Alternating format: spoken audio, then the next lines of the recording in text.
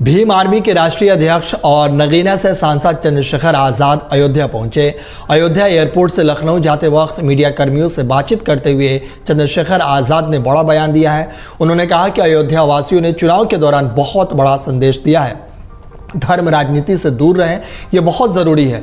अयोध्या वाले दिल्ली की चिंता कर रहे हैं, इसे ही डेमोक्रेसी कहते हैं। उन्होंने पुलिसकर्मियों और अर्धसैनिक बलों के हालात को लेकर चिंता व्यक्त करते हुए मुख्यमंत्री योगी आदित्यनाथ से निवेदन किया और संसद में आवाज उठाने का ऐलान किया। उन्होंने कहा कि पुलिसकर्मियों की दशा बहुत ही खराब है। हम संसद में मांग करेंगे कि पुलिसकर्मियों से 8 घंटे की ड्यूटी ली जाए, सप्ताह में 1 दिन का उन्हें अवकाश मिले और उनके वेतन की विसंगतियां भी दूर की जाए। पुलिस वालों को भी अपने परिवार के बीच रहने का मौका मिले। उन्होंने कहा कि सीएम योगी सत्ता में है और उन्हें इस पर ध्यान देना चाहिए। हम संसद में भी इसकी मांग उठाएंगे। वहीं चंद्रशेखर आजाद ने कहा कि धर्म अब राजनीति से दूर रहे तो ज्यादा अच्छा होगा। अब बेरोजगारी, महंगाई पर बात होनी चाहिए। धर्म मनुष्य का व्यक्तिगत अधिकार है, कोई किसी भी धर्म आस्था रखे, लेकिन इसे राजनीति से न जोड़ा जाए। उन्होंने कहा कि अग्निवीर योजना के खिलाफ हम लोग शुरू से हैं।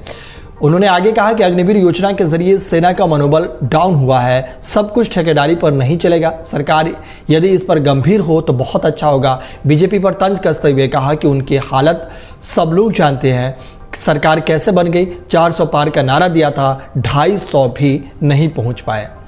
इस तरीके से अयोध्या में चंद्रशेखर आजाद ने यह बयान दिया है। सुनिए चंद्रशेखर आजाद का ये बयान। सर, मैं अयोध्या इसलिए आया हूँ क्योंकि मेरी फ्लाइट मिस हो गई और मुझे लखनऊ मेरी मीटिंग है, इसलिए मैं जा रहा हूँ। मैं अयोध्या वासियों को और अयोध्या वासियों ने तो बहुत बड़ा काम किया सर। इससे यह स्पष्ट हो गया कि धर्म अब राजनीति से दूर रहे तो ज्यादा अच्छा है, क्योंकि बुनियादी मुद्दों बात होनी चाहिए। तो रोजगार, महंगाई और तमाम तरह से कानून व्यवस्था, ये हमारे बहुत इंपॉर्टेंट इशू है। धर्म आदमी का व्यक्तिगत अधिकार है, कोई किसी धर्म में आस्था रखे, कोई हिंदू धर्म में, कोई इस्लाम धर्म में, कोई सिख धर्म में, जैन धर्म में।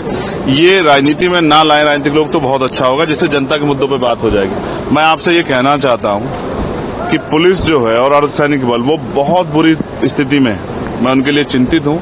क्योंकि मैंने महसूस किया मेरी रैलियों में कि वो जब हम अच्छे कूलर में बैठते थे ना, तो वो गर्मी में खड़े रहते थे, खूब पसीना बहता था और उनको छुट्टी के लिए बहुत सारी परेशानियों का सामना करना पड़ता है। मेरी ये मांग है सरकार से और मैं पार्लियामेंट में इसको उठाने वाला हूँ कि उनको 8 घंटे की ड्यूटी की जाए पुलिस की, पूरे देश स्तर पर जहां जहां पुलिस वर्किंग कर रही है, और उनको जो है उनकी वेतन विसंगतियां दूर की जाए, बॉर्डर स्कीम से उनको छुटकारा दिया जाए और उनके बच्चों के बारे में सोचा जाए। बहुत परेशान है वो लोग। अगर हम नहीं सोचेंगे तो कौन सोचेगा? तो हमारी जिम्मेदारी है। मैं स्पेशली उत्तर प्रदेश के मुख्यमंत्री से कहूंगा, उन पर पावर है, वो करें।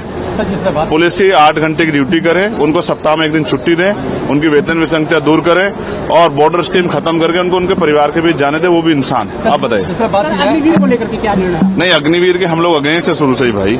अग्निवीर के जरिए एक तो देश की सेना का मनोबल डाउन हुआ है और आप समझिए ना, अग्निवीर में जो भर्ती हो रहा है उसको भी तकलीफ हो रही है, उसके परिवार को। 4 साल की नौकरी कहाँ करेगा?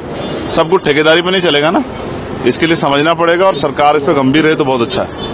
नीट को लेकर के जो निर्णय है, नीट अभी मैं उम्मीद करता हूं कि सरकार पे मान जाएगी, वरना एक बहुत बड़ा आंदोलन हम लोग दिल्ली में करेंगे और देश भर के स्तर पे करेंगे। हम बच्चों के साथ खड़े हैं। किसी भी तरह की परीक्षा में कोई भी धोखा नहीं होना चाहिए, ये धोखा है और इसकी जांच और दोषियों पे सख्त कार्रवाई।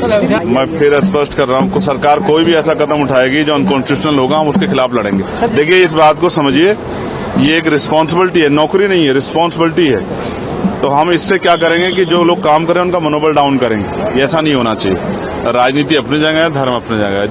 जो धार्मिक आस्था रखते हैं उनको आना चाहिए, लेकिन जो ये समझते हैं कि भाई हमें राजनीतिक वोट को बहुत सोच समझ के देना, उन्होंने फैसले लिए, तो जनता का फैसला सर्वमान्य है, इसको स्वीकार करना चाहिए। इसको इस पे लड़ना नहीं चाहिए। 2027 में चुनाव कैसे रहेगा सर आपका? बहुत मजबूती से लड़ेंगे, 403 सीटों पे अपने दम पे लड़ेंगे। दिल्ली सरकार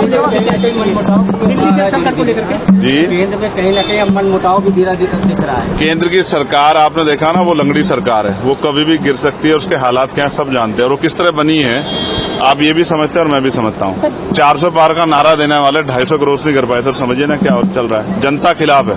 ये पूरा चुनाव जनता ने लड़ा और अयोध्या इसका सबसे बड़ा उदाहरण। और प्रधानमंत्री जी भी देखे बहुत करीब से बच गए, वरना तो हो सकता है कि बनारस में भी खेला हो जाता। अगर आप ये वीडियो YouTube पर देख रहे हैं तो हमारे चैनल को सब्सक्राइब करें और बेल आइकन को दबाना ना भूलें। अगर आप Facebook पर ये वीडियो देख रहे हैं तो हमारे पेज को लाइक करें।